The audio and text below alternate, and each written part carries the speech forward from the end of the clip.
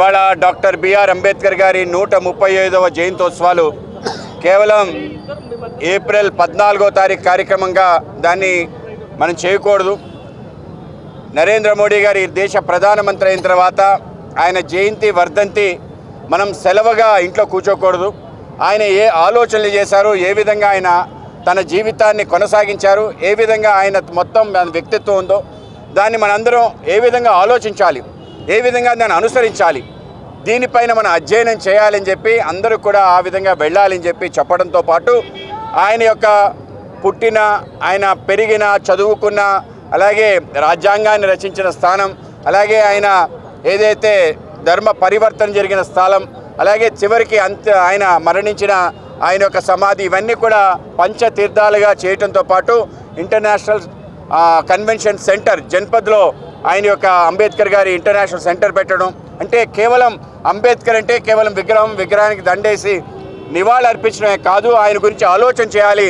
ఆయన కారణంగా ఈరోజు సమాజంలో మన రాజ్యాంగానికి సంబంధించిన హక్కులు ఏ విధంగా మనకు వచ్చాయి, ఏవైతే ఈ దేశంలో భిన్నమైన అనేక రకాల కులాలు, కులవృత్తులు, అనేక జాతులు ఉన్నాయి, వాటన్నిటినీ సమీకరించి వాళ్ళందరిలో కూడా వాళ్ళ యొక్క స్థాయిని పెంచే విధంగా మనం ప్రయత్నం చేయాలి.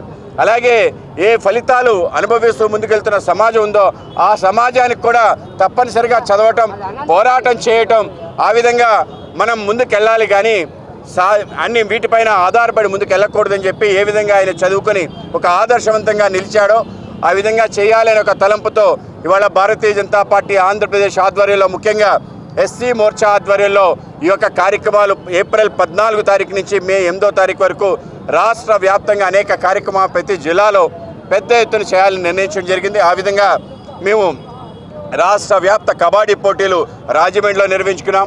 అలాగే ఒక 10,000 మందితో సమతా రన్ అని చెప్పి విశాఖపట్నం బీచ్లో నిర్వహించుకోవడం జరిగింది. అలాగే వాలీబాల్ పోటీలు, రాష్ట్ర వ్యాప్త వాలీబాల్ పోటీలు తిరుపతిలో నిర్వహించుకున్నాం.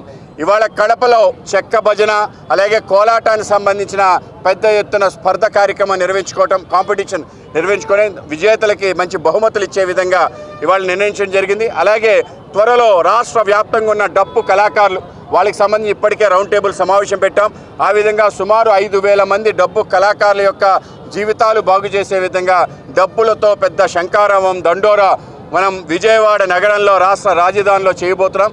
ఆ విధంగా పెద్ద ఎత్తున అంబేద్కర్కి నివాళులు ఇవ్వడంతో పాటు ఆయన దేనికోసం జీవించాడు, దేనికోసం మరణించాడు, ఆయన ఆలోచన సరళి మనందరికీ శరణ్యం, కేవలం మనకే కాదు విదేశాల్లో ఉండే అనేక దేశాలకి శరణ్యం అని చెప్పే విషయాన్ని తీసుకెళ్తున్న మన విశ్వ నేత శ్రీ నరేంద్ర మోడీ గారి ఆలోచనలు ప్రజల్లో తీసుకెళ్లే విధంగా ఈ కార్యక్రమం చేస్తున్నాం. ఈ కార్యక్రమ రూపకర్త మా యొక్క రాష్ట్ర ఎస్సీ మోర్చా శ్రీ పనతాల సురేష్ గారికి సందర్భంగా అభినందనలు తెలియజేస్తూ ఇవాళ కడప పట్టణంలో అనేక రకాల కార్యక్రమాలతో పాటు ఇవాళ కోలాట, చెక్క భజన కార్యక్రమాలు, దీనికి ముఖ్య అతిథిగా మా యొక్క ఎస్ కుమార్ గారు, మా యొక్క జాతీయ కార్యదర్శి, అలాగే మన జమ్మలమడుగు ఎమ్మెల్యే ప్రభుత్వ చీఫ్ విప్ శ్రీ ఆదినారాయణ రెడ్డి గారు, అలాగే మా యొక్క బీజేపీ జిల్లా అధ్యక్షులు సుబ్బారెడ్డి గారు, అలాగే శశిభూషణ్ రెడ్డి గారు, మిగతా నేతలందరూ కూడా పాల్గొన్నారు. అలాగే ఎస్సీ మోర్చా జిల్లా అధ్యక్షుడు రమణ గారు ఈ కార్యక్రమంలో పాల్గొన్నారు.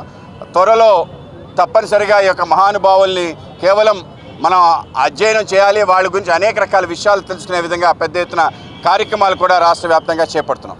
సార్, ఇప్పుడు ఏపీలో పెట్రోల్ డీజిల్ కొద్ది ఏర్పడి దీనికి సంబంధించి కూడా ఆంధ్రప్రదేశ్ ప్రభుత్వ సివిల్ సప్లై శాఖ కార్యదర్శి తీసుకున్న ఒక సర్కులర్ వల్లే అంటూ కూడా వైసీపీ ఆరోపిస్తుంది.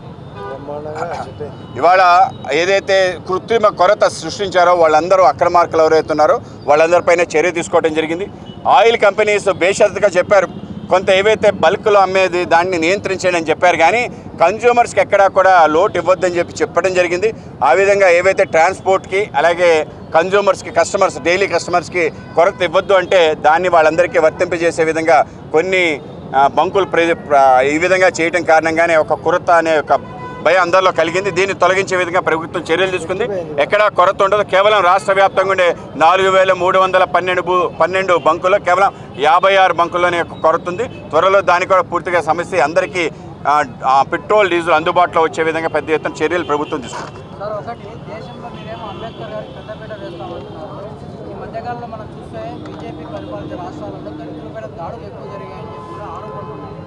ఇవన్నీ కేవలం అంటే ఎక్కడా కూడా భారతీయ జనతా పార్టీ పరిపాలించిన రాజ్యాల్లో భారతీయ జనతా పార్టీ ఎస్సీ ప్రాధాన్యత కలిగిన ఎమ్మెల్యే ఎంపీ స్థానాల్లో అత్యధికంగా భారతీయ జనతా పార్టీ గెలిచింది. మీరు కావాలని లెక్క చూసుకోవచ్చు.